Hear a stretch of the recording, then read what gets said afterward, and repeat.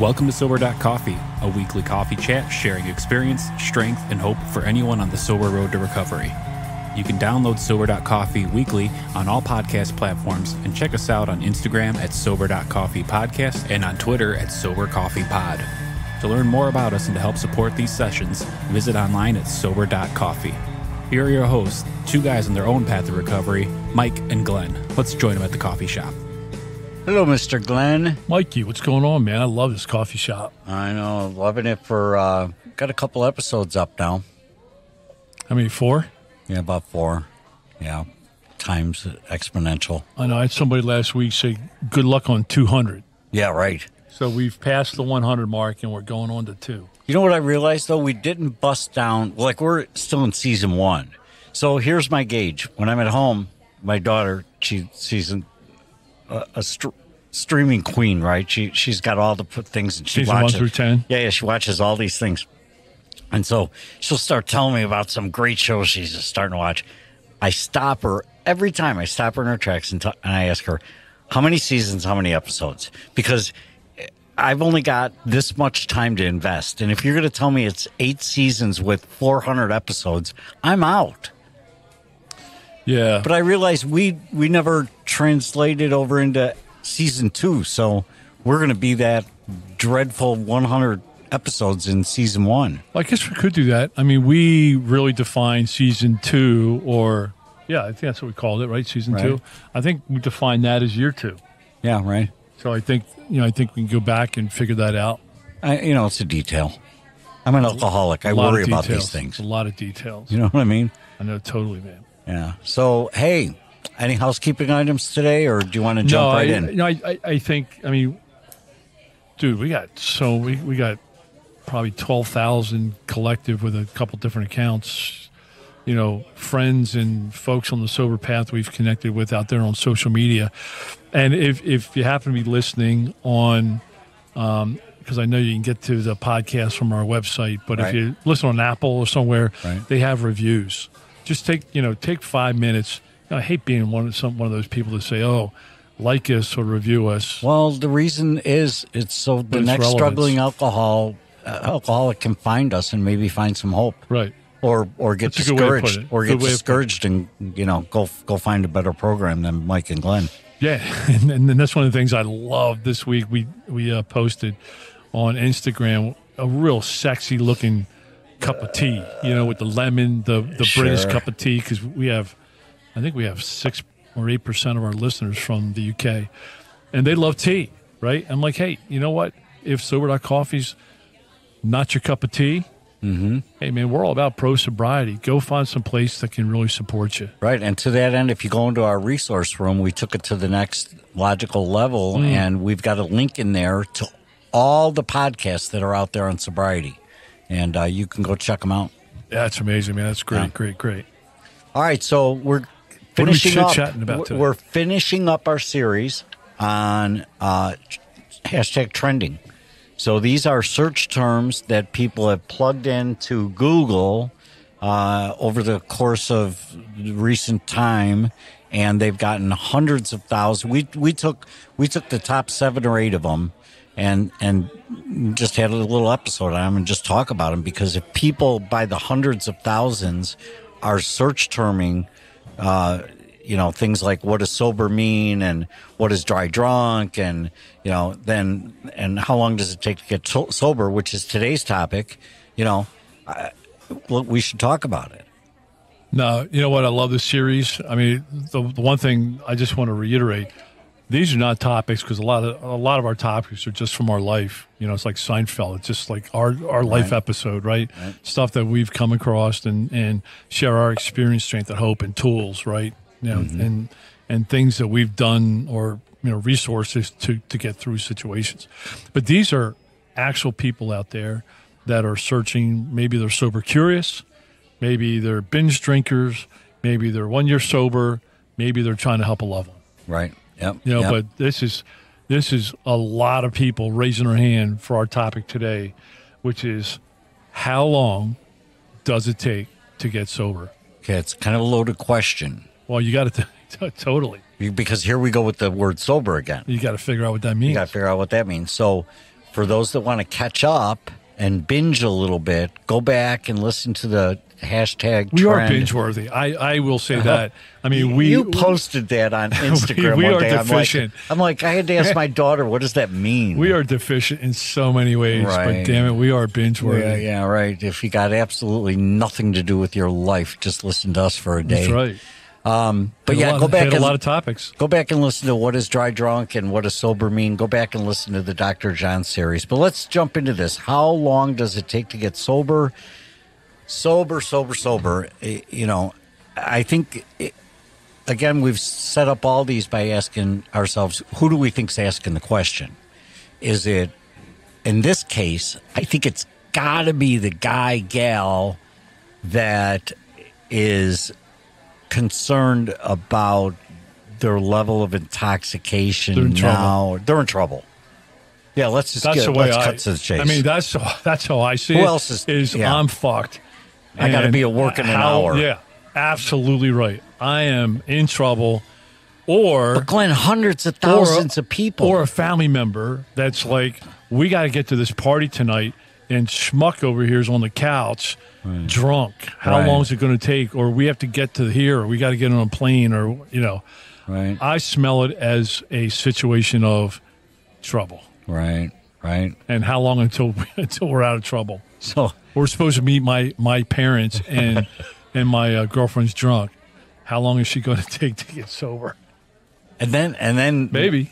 Right. And then the other question that I saw that we're not covering on topic is, how do I get undrunk quickly? You know, or how do I get sober quickly is the actual technical term that people are searching for. Yeah, so that one is pretty easy. I mean, that's a mathematical calculation, right? Go ahead. Well, no, I think it's. Don't forget, I have a PhD in drinking, but I think it's 0.01. It takes an hour to eliminate 0.01 of alcohol in your blood alcohol system. Yeah. Mm-hmm. So if you're an 0.8, it takes 8 hours. And this is no lie. When I was a 0.46, they told me it would take 46 hours before I had no alcohol in my system. Wow. 46 hours. So it's 0.01. It's an hour for every 0.01. I found this thing online, and roll with me. Is that what you found? Well, yeah, it's very similar, actually. It doesn't bust it out to your content and how long it would take. But this is a normal drunk. Well, that might just be at graduate school level. That's right. But I found this to be humorous, but also educational. So 2 a.m., you leave the bar, you get food, you stumble home. Your blood alcohol content, BAC, is 200. Okay, 3 a.m., you drunk dial your friends. Your blood alcohol content is 185. 4 a.m., you crash in the chair. Now you're at 170. Then at 5 a.m., you awake with a neck cramp and move to bed. Now you're at 155. 6 a.m., restless sleep. You're at a 0.14. 7 a.m., you wake up, search for water, and go back to bed. Now you're at a 0.125. 8 a.m., you're sleepless, restless sleep. You're at a 110. 9 a.m., you hit the snooze with a repeatedly pounding headache. Now you're at a 0.096. 10 a.m., realize you accidentally shut off the alarm, jump out of bed, pull on your sweats, grab gum, and hustle to the class. DUI possible if you drive. Your blood alcohol is at 0.08. 11 a.m., you contemplate whether food is a good idea, decide it's not, go home and sleep like the dead. Your BAC is 0.065. Almost done here. By noon, your alarm wakes you. You're contemplating skipping your next class. You're at 0.05. At 1 p.m., you're in class. It's irritable. You're at 0.35. You go to 5 p.m., your blood alcohol is now at 0. So you have now passed 22 hours, and you make plans for an evening where you don't think you're going to drink again. So I think that's the exact calculation that I gave, right? You were 2-0, and 22 hours later, you're at 0. Right. But when you were sharing that, I love that. First of all, I live that. Right? I mean, as you walk through those steps, I could think of 100 days that were exactly just like that. Right. You know, step by step. And what that made me think of was pain. Right. It is so painful to live like that. Mm-hmm. But it didn't really seem painful in the time because, hey, you're drinking and, it's only a couple hours before your next drink and you start all over again, right? Mm-hmm. So, but I mean, just painful. And then the last word I want to use is so grateful that I don't have to live that way today. Right. It's just such gymnastics you got to oh my gosh run through in there, and you don't have the stamina, right? And I know some people are drowning out there and we're describing the water, but here's the thing. You don't have the stamina or the wherewithal to get yourself out of it because you're physically, it's a poison, as we point out, that you're putting in your system, and you don't have anywhere to go. Your blood system is poisoned, and you're trying to make rational and physical decisions they're not possible. Yeah, that really, that's just, that just rung a bell with me. So, yeah, so I think the technical term is, how long until you don't have any alcohol in your system. I think it's for each 0.01, you got to hang out for an hour. Mm-hmm. And there's a bunch of games that people play, mm-hmm. and like drinking coffee, right? Oh, drink some coffee, you'll sober up. No, what it makes you is a really wide awake drunk. Right? Took the words out of my mouth. Took the words out of my mouth. Well, you had coffee in your mouth, so I know. So I beat you to it out. No, that's so true. But now let's switch gears. Okay. Mm-hmm. And for those who haven't binged yet, right? Let's talk about what our definition of sobriety is. Right. Right.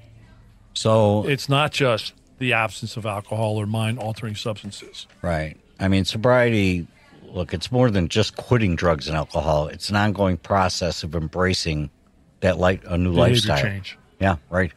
Living a new way, and just, I just want to highlight kind of what I jotted down, sober living means to me, and it's living a quality, rewarding life with passion and purpose. Mm-hmm. So I had to learn a whole new way of living from how I lived when you were describing that 22-hour period of time. Right. Totally new way. So how long does it take to get from not taking that drink day one, mm-hmm. or mind-altering substances to that point? How many days? How many days? Because that ain't months, 22 hours. How many days, months, years does it take to get to that living a quality, rewarding life full of passion and purpose? Oh, boy, that's a little... I don't... Look, it's a trick question because I think it's going to be different for everybody. Totally. And... Well, all right, let me ask it to you a different way because you're exactly right. Is it less than 3 months? Is it 1 to 2 years? Is it 5 to 10 years? I think it's 1 year to the day plus. That's my answer. Okay. I think the first year, and I've done some read up on this. I mean, the first year, you've got the first of everything you need to get through, right? That's just physical. Mm-hmm. You need to get through that. But you've got, as you said, as you're processing a new lifestyle, you've got the left-handed, right-handed syndrome happening where you're going to continue to fall back. You don't have your groove because you keep going using your right hand. And for those that don't know what we're talking about, listen to the episode on left-handed. But it's the natural. It's making the new natural. If that makes sense. Yeah, so let me... And I think that takes time. I think it takes at least a year. Yeah, now we're just brainstorming here, right? We are not medical professionals. No. We are just sharing our experience. I got my doctorate on Google. Yeah, totally. And we're coming up. But what just hit me, right, is, and the question is, how long does it take to get sober at that definition, right? Mm-hmm. Living a new, rewarding life, right, full of passion and purpose. Mm-hmm. I think for me to get to that point, I had to work the steps of Alcoholics Anonymous. Oh, absolutely. Or something very similar that I'm not familiar even exists. Like some recovery program that we're not familiar with. That's right. But that can lead to a psychological, behavioral change. That's right. That can, you can lead a new life and a new way to behave. Right. Right. And look, if somebody knows one that exists that we're unaware of and it's not in our resource room, chime in. But yes, for me, it's that process of going through this 12-step recovery that is the linchpin.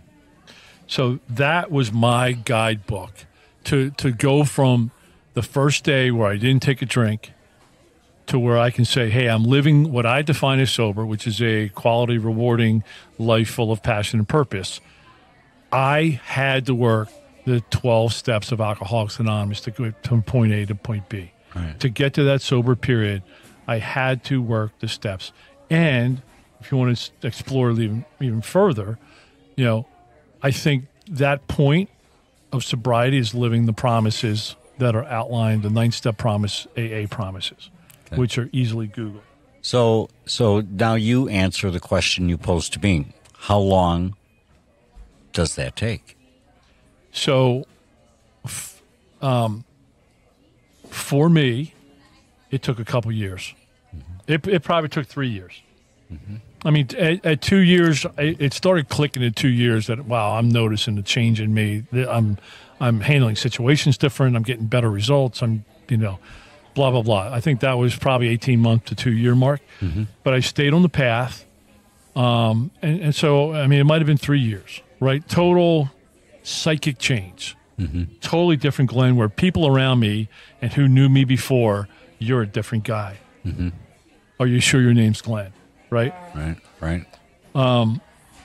So, but, and I also know working with sponsees, I try to get them through 12 steps in 12 months. So that would point to the year. That's almost my benchmark. Yeah. I mean, I've never hit that.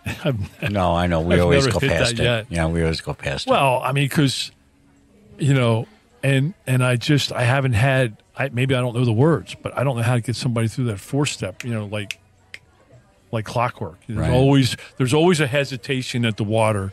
I'm going to put my toe in. I'm going to write one line. Right. And then I got to wait. I'm going to wait to see if my toe falls off. Right, all right. So I don't know. I really like that 1 year, and I wish I hung out on step 3 way too long. Mm-hmm. Step 3 is make a decision to turn my will and life over to care of God as I understand Him. When I went through it, I was trying to figure out step 3, and I was waiting for the connection with my higher power and God, and I was trying all this stuff. I was trying to learn, but that's not what step 3 says. All step 3 says, make a decision to do it. It doesn't say figure it all out. Right. I'm still trying to figure it out. Yeah. Now, for me, step 4, and now it almost seems like a step thing, but I think we're building on your point, which is it's the 12 steps that help us determine how long it takes to get sober. And for me, I spent most time on step 4 because I was told to do it fearlessly and thoroughly. And man, I reviewed my life. I could have wrote a memoir. I could have been, I could have been from a sitcom and been a best-selling author. Yeah, no. So I think that's a good framework. I think the 12 steps, getting through the 12 steps, I think, but the AA 9-step promises say, you'll be amazed before you're halfway through. And I think that's, I think that in of itself doesn't say you got to be you got to figure it all out and finish all your 12 steps, But I think there's a psychic change. Those steps are in order for a reason. Those steps are around for a reason. And man, do they work. Right. There's a couple of words that jumped out at me as I was doing a little bit of research because, we're responding to this answer. Guess what? When you do a query of how long does it take to get sober, it's amazing how many results come up, right? So the one thing I found this great article, and the one thing that it said here, it said, in answering the question, they said, what does getting sober feel like? And it says, getting sober can be an emotional process. Some people report feeling anxious and sad at first. You talked about that, but happy and empowered with time.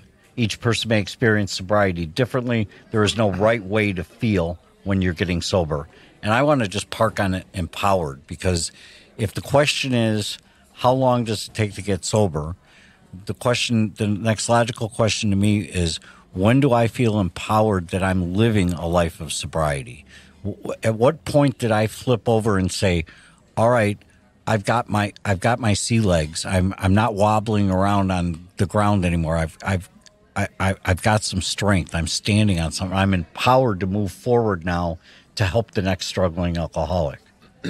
Yeah, I think when you're talking about empowerment, the one thing that sticks out in my mind, just jumped, and I'm not sure if it's what you're referring to, but the number one time I felt empowered on the sober path is when somebody asked me if I was at a business function, somebody asked me if I wanted an alcoholic drink, and I said, no thanks, I don't drink.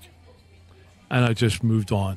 Mm-hmm. And I felt so empowered at that period of time, like Glenn, like you have finally, because I relapsed over that stuff so much, and I just felt empowered that, you know what, I own this. Right. I own my sobriety, and I finally care about my own sobriety more than what you think of me. Mm-hmm. And I felt empowered. I'm not sure if I'm using the word the right way. No, absolutely, positively. But, man, that put a kick in my step. Right. That I'm like, you know what? I can finally relate to this. I finally said, you know what? Nothing is going to mess up my sobriety. Right. I felt empowered. Right. And I believe empowered is a critical word to put in front of your purpose, in between your passion and your purpose. Mm-hmm. Not to redefine your definition, but I think you need to be empowered in order to fulfill your purpose in life. You need to have that enlightenment that, I'll give you an example, a non-drinking example. I'll be, we're always in a political season here, and people are divided in politics. We're in Illinois. And I see people getting angry about all kinds of things. People get angry about the weather, and they get angry about politics, and they get angry about all kinds of things, social injustice, whatever it is, or they get angry at each other. I'll see road rage, and I think to myself, I don't have to live like that anymore. And because mentally I was there with them, I would pile on to that. I feel empowered now that going back to the serenity prayer, I accept the things as they are. Yeah, you know what's amazing? Because you just mentioned that laundry list. I could care less about any one of those. Right. I mean, it doesn't mean I'm not vested in life. Right. I just, you know what? I could care less if that guy pulls in front of me. I know. In fact, here's where I'm at today. When I come to a stop sign, here's Old Glen. I come to a stop sign, four-way stop sign, there's 4 cars. If I wasn't the first one through, I felt like I was a loser. Mm-hmm. Now, I wave everybody else on. Irritates the snot out of my wife. I do the same thing. I know. I'll be like, come on, go. She's like, you just let 2 cars go. I'm like, whatever. I used to fight for the front parking spots, and now I park in the back, and Jen's like, man, I hate it when you park in the back. I'm like, there's a spot there. I don't have to think. I don't have to wrestle. I don't have to get all, in a fighting match over somebody in that spot. I mean, I just don't, but, and I look at you, and I will keep using this example. You put a sober, curious person in front of you. Mm-hmm. You put somebody with 3 months of sobriety in front of you, or 1 month of sobriety in front of you, you will do anything to help that person. Mm-hmm. I've seen you do it. Mm-hmm. I don't care if it's lose sleep. I don't care if it's, buy them a big book, drive them a big book, 20 miles. I don't care if it's, through the middle of COVID with your mask on, bringing a sponsor your birthday cake at 1 year, delivering a coin. I mean, that's empowerment. Mm-hmm. That's being focused on something and being empowered. And how long did that take? I think you're right. It's going to be different with everybody, but I think it's a result of working. You didn't do that in the first steps. 3 months. No, I didn't. You were journaling. I was journaling, trying to get all the data points down there for my next step. You're working the steps. Right. You're working the steps. But here's what I have found out. Mm-hmm. When you're living your sober passion and sober purpose, you almost have unlimited energy and unlimited. It's like it's a superpower. I keep calling it that. I know. I love it. But I watch you, man. You are relentless. And I've never heard you say, I can't go to that newcomer meeting because I'm kind of tired tonight. I mean, you just go. You just find a way to go. When the doors were open for me, I got to keep them open right. for the next guy. Right. You know, so how long does it take? You know, I would just say this. You know, one of the early, prayers I used to pray, I don't even know who I was praying to.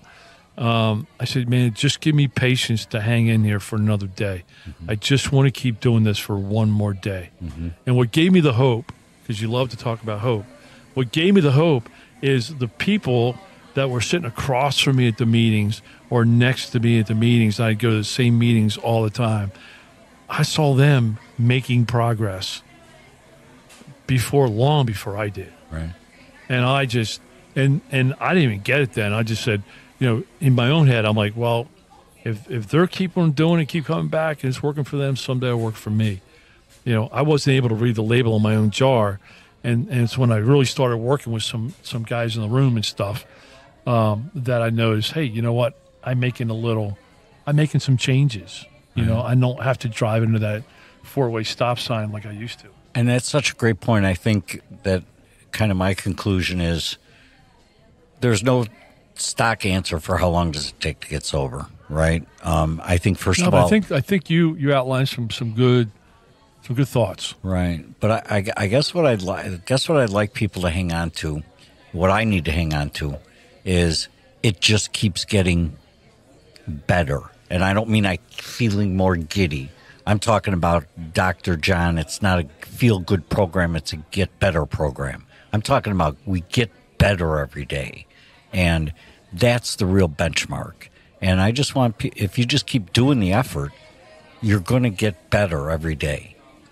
Yeah, and I think, a way to really look at that is, how progressive our alcoholism was. Mm-hmm. It's like the boiling frog. Good point. It's like the boiling frog. No frog, if you put a frog in boiling water, it jumps right out, right? And if we went from where Glenn was when he was 35 to where Glenn was in September of 2014, that is a long drop. Right. I would not have done that one day to the next. No. I just wouldn't have. It happened progressively, a day at a time. I learned to live on less. I learned to expect less. I learned to be, hey, I'm okay. I'll just reset. I'll start tomorrow. Right. All those games, right? And over time, I got worse and worse and worse and worse and worse until I hit the bottom. Right. And I think it's the same way, and I hear about the people with the lightning bolts, and God bless them. I don't believe them. I shouldn't say that, should I? Well, but I don't believe them. I think. First of all, I think, the God I subscribe to, I think can do anything, right? But I know for me, the deep-seated crock brain behaviors that I was used to with drinking were not going to be cured with a bolt of lightning on my knees in rehab. It took a lot of days.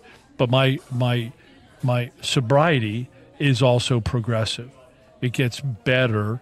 That's exactly what I'm saying. Day. Right. Why? Because you do 22, 23 things to assure that. And you keep using the tools. Right. You're more familiar with them. They're right there on the rack. You know where the rack is. Right. It's awesome. Love it. All right, man. Mikey, I love you, brother.